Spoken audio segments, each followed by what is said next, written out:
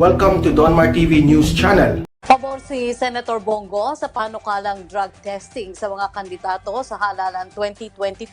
Ayon kay Senator Go, handa siyang sumalang sa drug test anumang oras kung ito ang kahilingan ng taong bayan. Sa pamamagitan niya nito ay makikita ng publiko na fit for public service ang mga kumakandidato para mamuno sa bansa.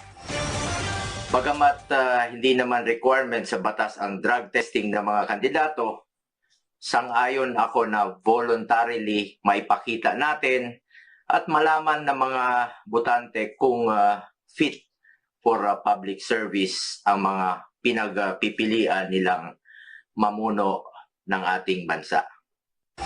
Nandoon po ang isang senador. Ang sinasabi ng senador, galit na galit po siya. At kanya pong binabakbakan yung pagkakalibing kay Presidente Marcos sa libingan ng mga bayani. Nung una, pagkakita ko, ako'y nagulat eh. Pinanood ko, pinakinggan ko, ang sabi ng senador, wag daw mapalagay ang mga Marcos na mananatili doon ang bangkay ni Apo Lakay. Ibig sabihin na kapag dumating ang panahon na sila ay mabalik sa pwesto, ay maaari nilang ipahukay yung katawan ni Presidente Marcos sa libingan ng mga bayani. Ako ho ay nabigla doon. Sa totoo lang ho, hindi ko alam na yung pala 2016 pa. Akala ko bago lang.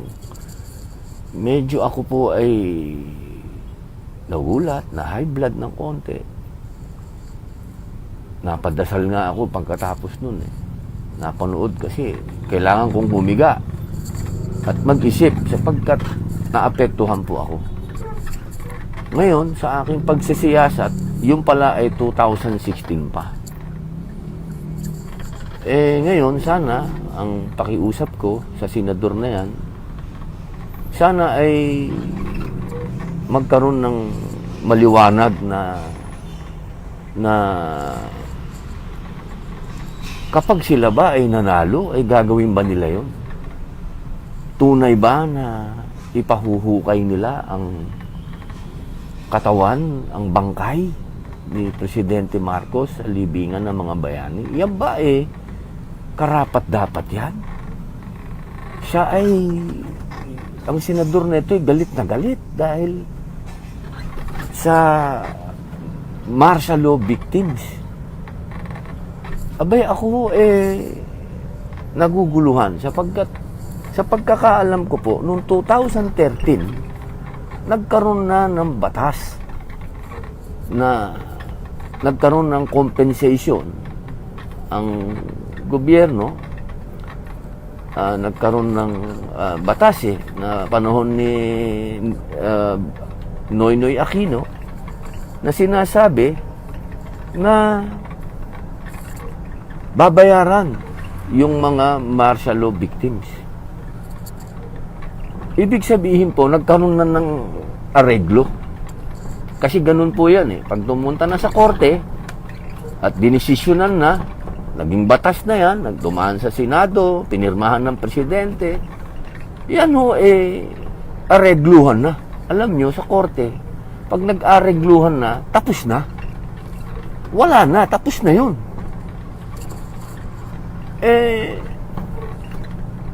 Dapat po sana, ako po umaapila dyan sa senador na yan na tumatakbo ng Vice Presidente. Sana po nagbago na yung isip ninyo. Unang-una, yung pong pagkakalibing kay Apo Lakay, yan po desisyon ng Supreme Court.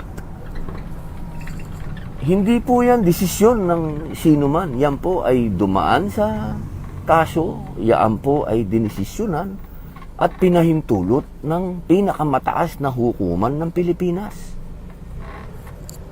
Kaya nakakabigla po kapag halimbawa kayo po ay napunta sa pwesto na at kayo na po ang nandiyan dyan sa kataas-taasan na tinatawag po nating posisyon, wag naman po sana niyong gawin yan. Sapagkat lalabagin niyo po unang-una ang kautusan ng Supreme Court. Pangalawa, nagkaayos na po compensation na nga po Pag sinabi po kasing compensation, binayaran na. Nag-arigluhan na. Hindi naman po siguro makapilipino yung gagawin natin na nananahimik na po ang katawan ni Apo Lakay doon sa libingan ng mga bayani. Magkakaroon pa po ngayon ng issue panibago. Ang sabi pa po ng senador na ito, yung pagkakalibing daw, binuksan pa ang mga sugat. Parang mali po yata yun. Dapat nga po, natapos na. Nagkabayaran na ng compensation, nailibing na si Apo Lakay dito. Ibig pong sabihin, natapos na. Bakit po sa kanyang opinion,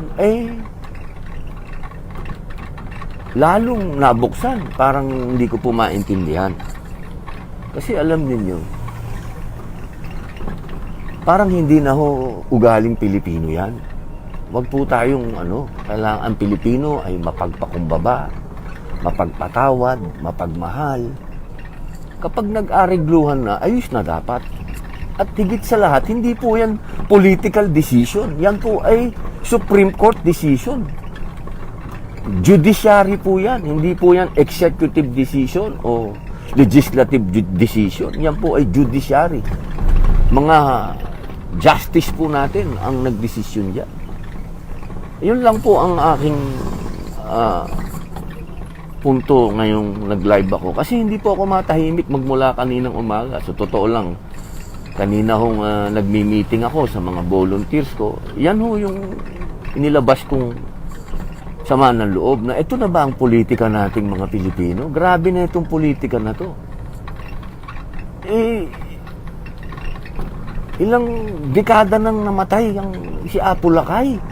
Nandun pa tayo sa... Wow! Nandun pa rin po ba tayo? At ang martial law po 50 years ago.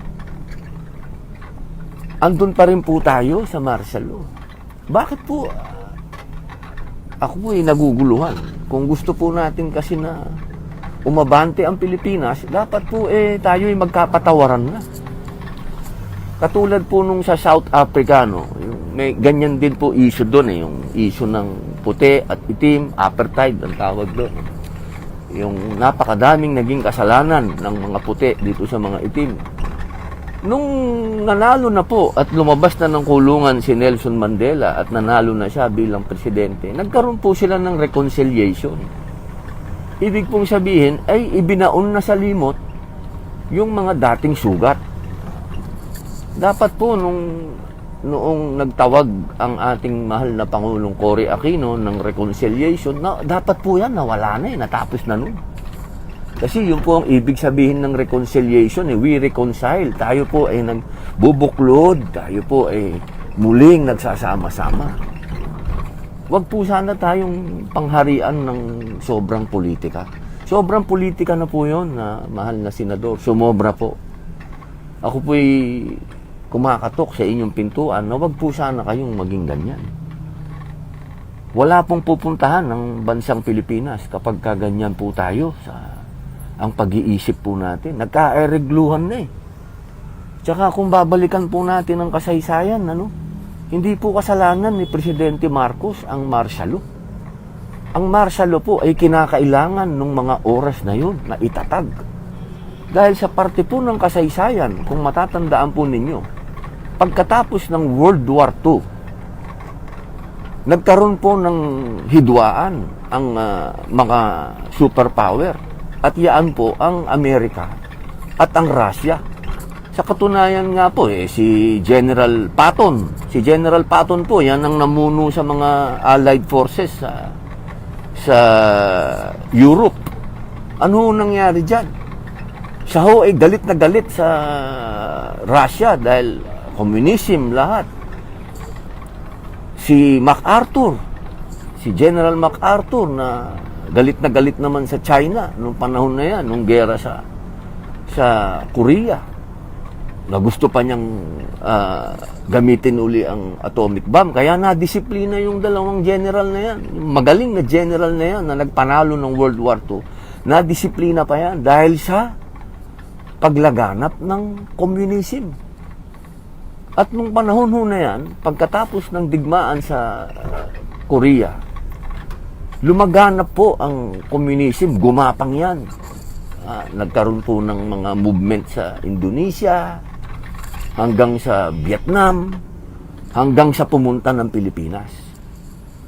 Tayo pong mga Pilipino, tayo po masyado po tayong inibig natin ang American democracy.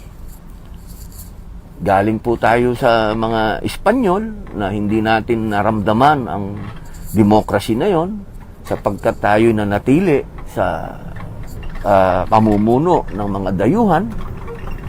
At nang dumating ang mga Amerikano, nakatikim po tayo na ang ating mga leaders ay nakatikim.